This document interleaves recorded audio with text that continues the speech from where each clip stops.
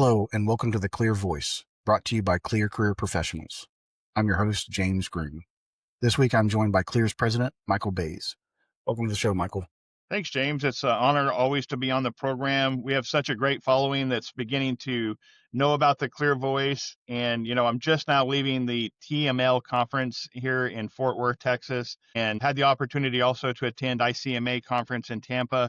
A lot of the colleagues that we work with in government are starting to recognize the work that you're doing as our host. Also, the position podcast that we're putting out are making a huge impact in the recruitment sector by candidates being able to listen to the culture and organizational values and kind of the challenges of positions directly from the people they'll be working with. So I think, James, you're really reshaping, what recruitment and government hiring may look like in the future. It's all teamwork, so this was all your idea, so you get most of the credit. Yeah, well, I think it was a collaborative of a lot of folks, which is always the way that things happen the best. Definitely. Well, so you guys had both those conferences sandwiched in together. Do you have any tea for us, or is it what happened at the conference stays at the conference? Yeah, kind of a lot of what happens at the conference stays at the conference. That way we can encourage continued conference growth in the future. We certainly collaborated with a lot of our partners that we've worked with and know, and also made a lot of new friends that hopefully we'll be able to expand Clear and just the positive impact we're having for communities across the country. That sounds great. So do you want to introduce our special guest for this week? Yeah, it's a great idea that we've came up with as a team, and we interact a lot with students in municipal government throughout the different programs. Particularly in Texas, there's a number of universities who have really, really strong MPA programs. I had the opportunity to meet one student who has extremely impressed me with her ability to communicate with tenured government professionals throughout the times that I've seen her interact at the different conferences. We have Pey on today, who is from Texas A&M University. I think I'm supposed to say whoop, but we'll talk more with Pey. She is an MPA student at the Boese School of Government, which is one of the best programs in the country. And Pey, we thank you so much for coming on. Yeah, thank you so much for having me. I'm super honored to be here, and I'm happy to talk about my experience and my background in local government and at the Boese program. Whoop, indeed. You were on the right track with that. Good deal. Well, and James, I also wanted to say, Pey, I'd met her at a conference I was at, and she had introduced herself, and we had a chance to visit with a couple of our other vice presidents from Clear and myself, Kelly Kinsler and Deanna Hendricks, and really just talking to Pey about what her goals were and how she wants to be impactful in communities. And so I think this will be a great conversation. When I look at the government field, one thing that we're recognizing more and more is there's not a huge number of young professionals that are just dying to jump in. And so I'm really interested to hear from Pey, what draws her to the field, and then, how we can potentially replicate that to get more and more people who are just have that heart for service to want to enter. I think that'd be a great way to start, Pey, if you can tell us, a little bit about what led you to deciding that this was for you, and maybe if you want to share some of your goals, that might be a great way to start.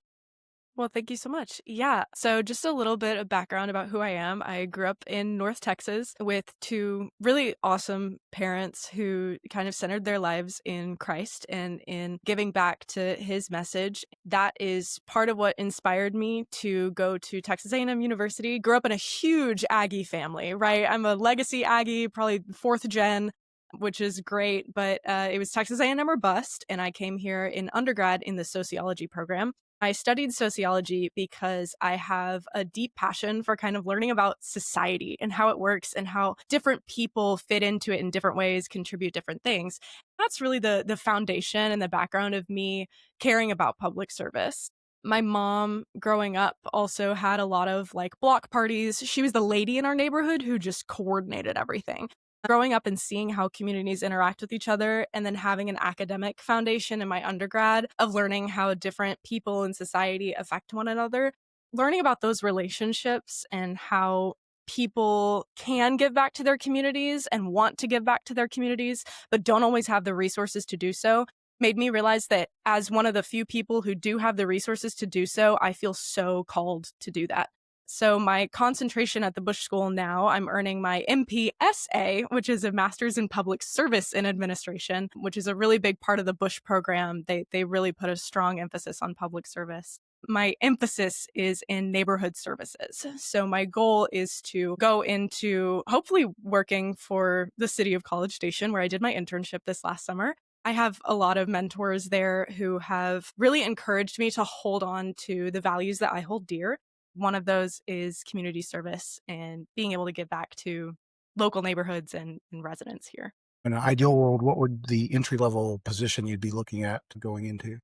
Well, there are kind of two options for me right now that I don't want to say I've put all my eggs in one basket, but I'm hoping to enter working in the city manager's office in neighborhood services as kind of an outreach coordinator or a neighborhood services and community coordinator. But I also did my internship with the internal audit department over the summer, which does not seem related at all to public service in the way that I've been speaking about it. But there's a lot of value in the accountability aspect of internal auditing. Knowing that I was able to help taxpayer dollars go towards exactly what they're meant to be going towards over the summer really satisfied that kind of community advocate in my heart. There's a lot of objectivity there. It's a much less public facing role than I'd be interested ideally in that kind of neighborhood services aspect, but I am hoping to either enter as kind of an entry-level program auditor or to pursue a career in neighborhood services. But the world is kind of my oyster right now. So anything where I'm able to give back to the community in a way where, I'm somewhat able to see the fruits of my labor, I think that's a really important part of it for me too. James, I was noticing in her conversation that she didn't talk about pay as the number one thing, even though it kind of rhymes with her name. But I think one thing that a lot of government people get wrong is we're consistently looking at pay. And while pay is an important component of what draws people to our field and certainly making sure that they're compensated fairly and that they can support their families and their personal dreams, I think also that heart of service that Pey mentioned is something that government entities across the country needs to pay more attention to, which then in tune where you and I have talked a lot about on these programs is so important for your organizational culture to match that energy so that it draws those folks in.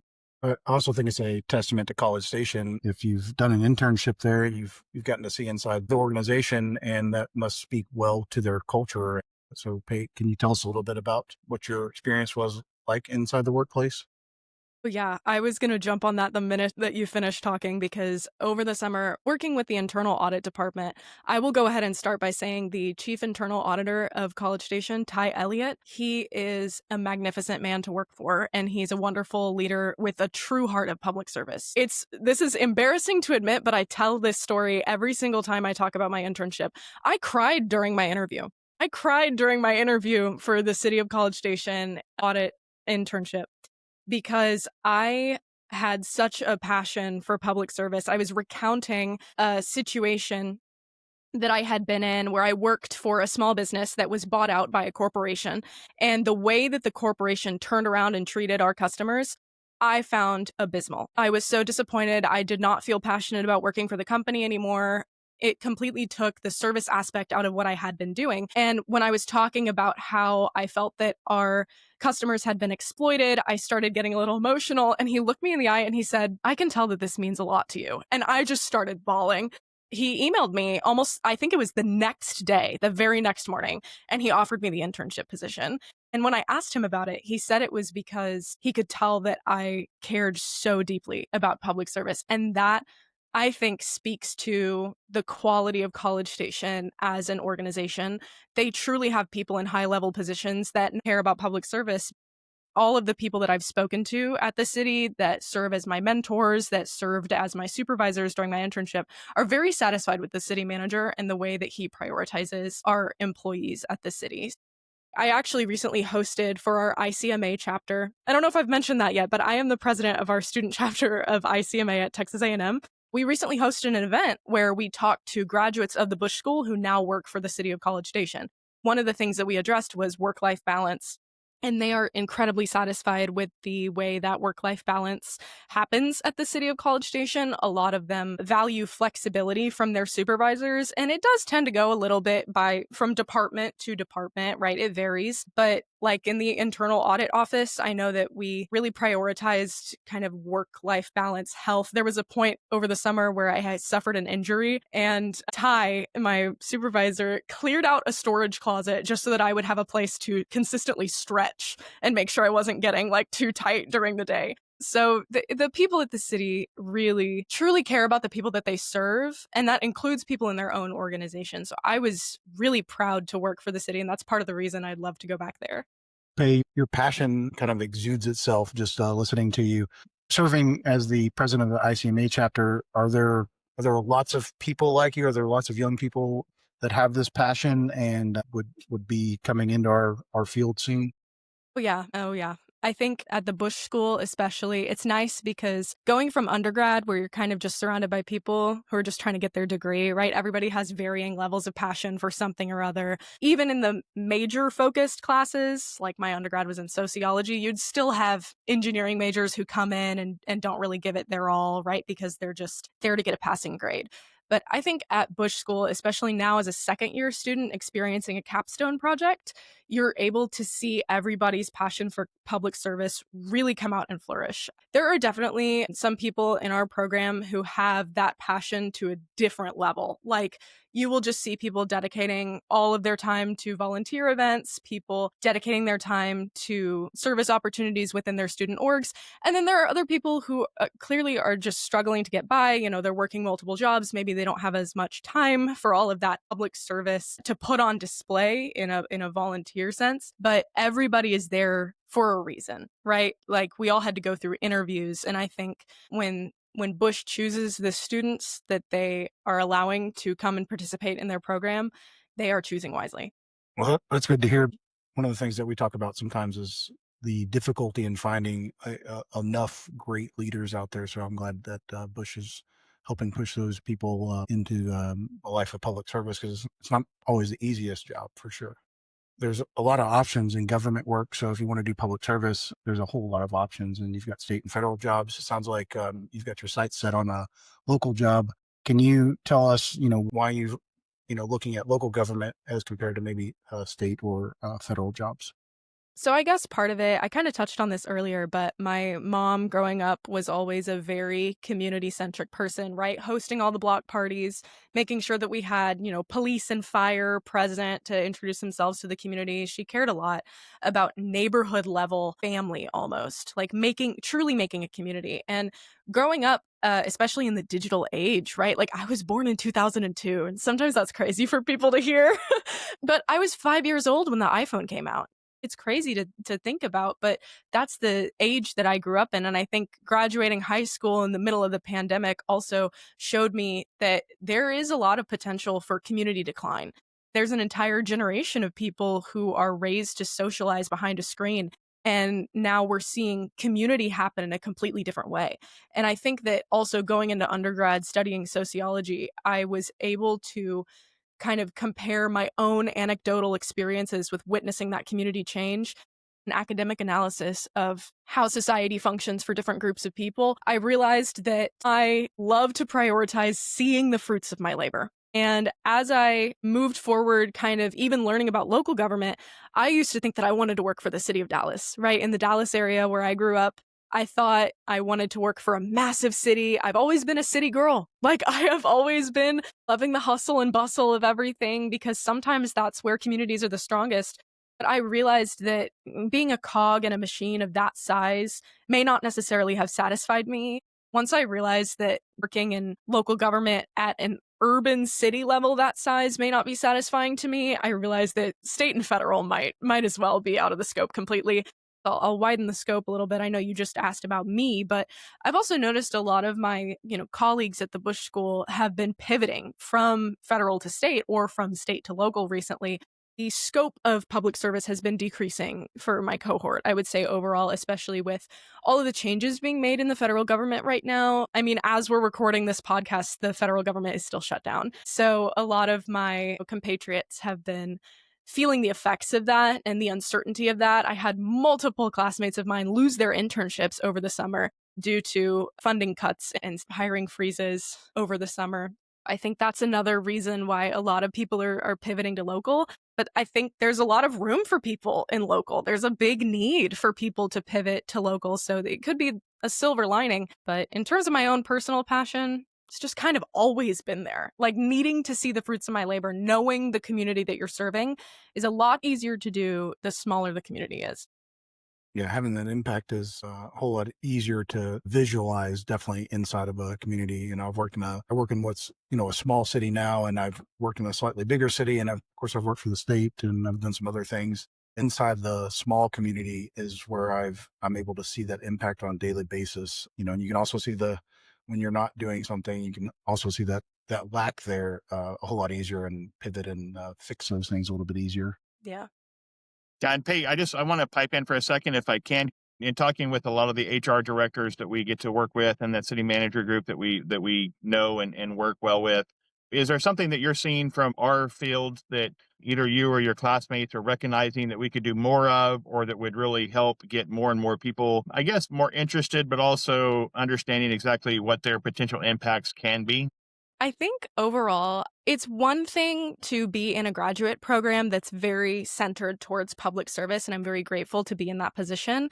I will say we have employer talks all the time at the Bush School. But even in my undergrad, I didn't really know about public service as a career, especially not on a local level, until I got to grad school. I think that marketing to undergrads, I have a lot of friends who I personally think if they had known about these careers sooner, they would have been able to shift their electives, shift their organization involvement more towards that. We, as the ICMA chapter, were previously the Bush School ICMA chapter. We've opened it up to Texas A&M as a whole because we've realized that there actually really is a market, especially with the new Public Service and Administration undergrad program that just started this year at the Bush School. There's a lot of room for undergrads to be involved in this, and I feel like it's kind of an empty market. I know that a lot of the time a master's degree is required or at least encouraged to start a career in local government, but sometimes these people could be a diamond in the rough in an undergrad program and they don't even know about these master's programs or truly what they could be accomplishing at the end of the day. I feel like there should definitely be a little bit more of a focus of broadening to maybe younger audiences because people start planning their careers the minute that they get accepted to a university, right? Like they're planning out their degree plans their freshman year of college.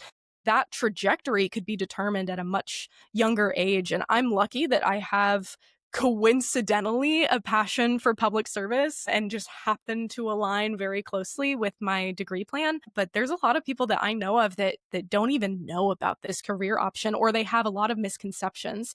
One thing I love about the city of College Station is that they are always hosting community events. Young children are getting involved with the city very young. We have a very nice city hall here that people can come and visit whenever they'd like to. I think really good about promoting our city council meetings. Growing up, I think the city that I lived in could have maybe done a better job of involving their youth in a lot of their programs, or at least local governments everywhere, I think, should be focusing on the fact that these high schoolers and these young undergrads have a lot to contribute to the city. They're also going to need to start going digital if they haven't already. People are really into attending things in person when they're my age with kids or my age or older. But I've noticed that a lot of teenagers would probably rather stay in their rooms or join a webinar or play an online game. If we're taking advantage of that market to try and pivot to a younger audience, I think it's definitely going to be something pretty lucrative, but I'm excited to see where it goes in the future. Yeah, and I think a lot of cities miss the opportunity to have a recruitment plan that starts before they recognize they need to get positions filled. And that's kind of what a perspective that here at Clear, we understand that too. So we'll, recruit for a lot of communities when they have an open position, but naturally it's building those relationships with folks over a period of time to where when those openings occur, we have a deep pool of candidates that we can reach out to and that are already interested in those things. I think something that we did early on when I was in law enforcement and doing recruiting is we would identify younger students, whether that's in high school or early in college, and talk to them about becoming a police officer or entering public service. And that way they did understand that. And now naturally you don't get a return on that, maybe relationship or investment for 3, 4, 6, 8 years, but eventually that will come back around and really pay off the work that you put in to putting the information out there to the younger generation. So I really appreciate your perspective on that. Thank you. I will also follow up on that and say one of the most useful things that it introduced me to the city as a grad student was Citizens University.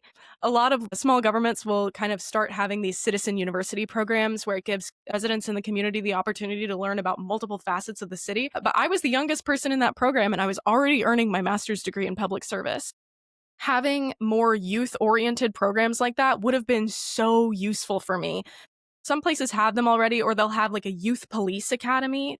I think the police force does a really good job of not only preventing crime by targeting youth, but also by involving youth in public service by having those youth-oriented programs. And so seeing that in a citizens university where you're teaching children and teenagers about how local government works, it may be a big ask for some cities, but it was hugely beneficial for me as someone earning a degree in it. So even before that, I think it would have been great to know.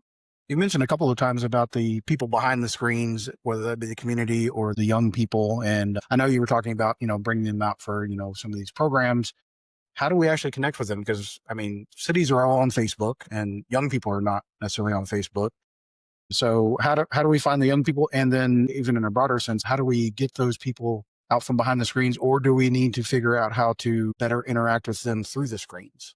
Those are all really good questions. I have a little bit of a background in media and in marketing because I have been the media chair or the public affairs officer for at least 3 student organizations now.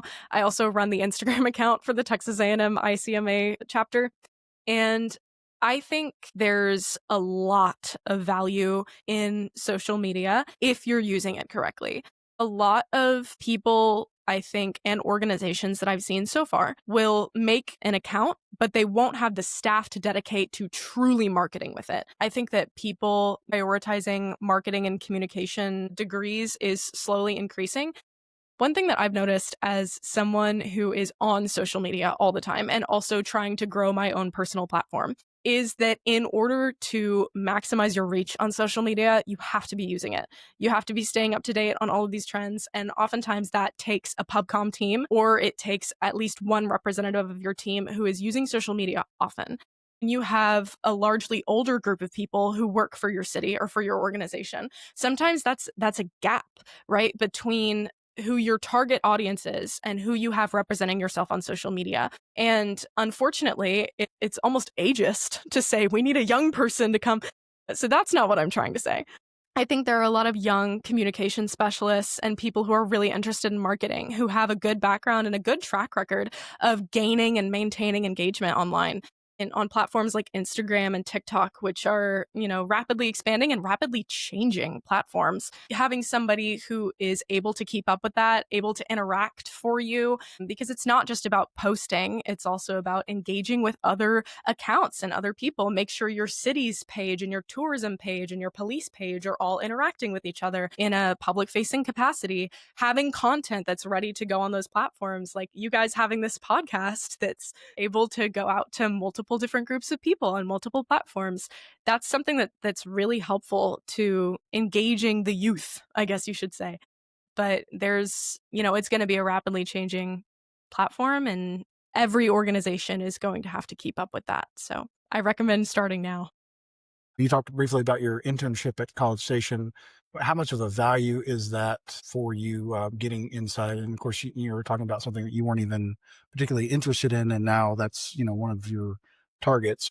How would you let cities know how important those internship opportunities are? So I will say that the internship opportunity that I took over the summer was unpaid. And thankfully, the Bush School offers a stipend for students taking an unpaid internship. I lived right across the street from City Hall, so it just coincidentally happened to work out really well for me.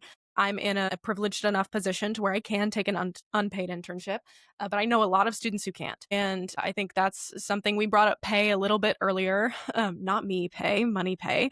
But I think that is especially for students who are, looking to have that kind of experience on their record, but they don't necessarily have the opportunity to work 2 full-time jobs over a summer to keep themselves going. I think that's something important for organizations to keep in mind. But, those unpaid internships can also be extremely valuable, like mine was. Having a balance of that for any organization is really important. I did kind of at the beginning, I was like, oh, well, I don't know that much about auditing. I don't know that I'm going to end up here. Like, I really want this community centered, like public facing role. So I'm just going to use this as a foot in the door and then, learn what I can from it and maybe move on. But I think to cities, my advice would be to definitely have those internships open. I think it would be useful, especially since I'm sitting here talking about involving younger and younger people. Maybe opening up your internships at different levels, having some for those master's students that are required to have those internships for their MPAs, having some for, high schoolers, maybe in your Parks and Rec department, and something for those undergrads who are trying to find their footing. All of those can be super valuable experiences for them, and then also for you as a city, getting able to see how you can involve different ages of up and coming young professionals in your local government. And then my advice for any students looking for internships in local government is to take the opportunity. Even if you think it's just going to be a foot in the door, you have no idea what you are capable of learning. And even if you think you have no background knowledge that you might need to succeed in an internship, like me, I did not come from a financial accounting background. I thought, program auditing, this is going to be so hard. It's going to be so financial. I applied for it and I honestly could not have asked for a better internship experience. It was phenomenal. So kind of just keeping it broad from every perspective, being able to engage as much as possible. And for both the students and the organizations, keeping an open mind, I think is super important. What values do you see in College Station that attract you? Like just overall, like what would be those key points that would attract you to work there versus somewhere else? Tying it back, I think, to my experience when I worked for a small business that turned into a corporation, I think there's a big difference between being treated as an employee and being treated as a public servant. So when your organization just sees you as another cog in the wheel, I think I've worked in multiple positions where I just leave my job at the end of the day feeling so devalued. And the city of College Station did the opposite for me. Part of it was just that I had a small team, right? The city auditor's office at the city of College Station is only 2 people. So it was the 3 of us in this office, getting things done. But I just also coincidentally happened to be a really good fit for the team in terms of personality and values and passion for public service. So it's not always going to be the same everywhere. But I think one thing that the city of College Station does really well is they see you as a human being. Like they see you as you are. Even though I was an intern, I thought, oh, I'm going to be, going and getting coffee for these people every day and they're going to treat me like a servant, not necessarily a public servant, but that was just a complete misconception of what an internship would be. I think working for an organization that meets you where you are in terms of your values and truly values you as a person is the beginning of it. And you can see that very clearly in what I call the corporate culture, the way that the employees get along with one another. I will say also working for the city auditor's office, sometimes an auditing department does not always have the best relationship with other departments in their city just because of the nature of their job. But I'm very happy to say that the relationship between the auditing department and the other departments within the city tends to be pretty strong. We have a decent relationship with council, if not a good relationship. We've built a lot of rapport with the objectivity and quality of our reports in the past, which is, speaks more to the department than the city as a whole, but definitely an element of city culture is being able to effectively communicate. And that's another huge aspect of working at the city is that there's a lot of really good communication back and forth between management and the rest of the city employees. So overall, I would say it's a fantastic company, corporate organizational culture. And I hope that other cities can look at the city of College Station and move forward with a similar culture. Well, Pey, I wanted to jump in and just talk about as you're talking about the culture aspects of it, and I know we're going to be wrapping up here shortly. You mentioned communication, and that's something that we see quite frequently. Something that Clear does very often is organizational assessments, and I think our podcast this week has been about that. But when we look at that and we really look systemically at cultures and organizations, quite honestly, it's easy to look and see where trust may be breaking down in some of the really basic things. But the things that's often taken for granted is communication. What I'm really interested in is, I know you have a new director at the Boese School and continuing that long legacy there. But as we're kind of, wrapping up this conversation, can you talk a little bit more about that school? What students should look for when they're trying to grow their career, and maybe some of the things that drew you to Bush, or if you're looking for an MPA program to get into? Yeah, for sure. I think that's a really good question.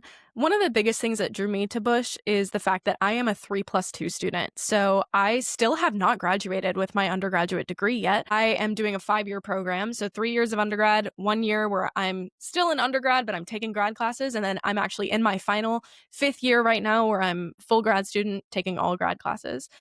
It just happened to be really convenient that Texas A&M offers that. So for undergraduates or future undergraduates listening to this podcast, or if you're a parent of a future undergraduate, please consider Texas A&M because that is a really convenient bachelor's and master's program.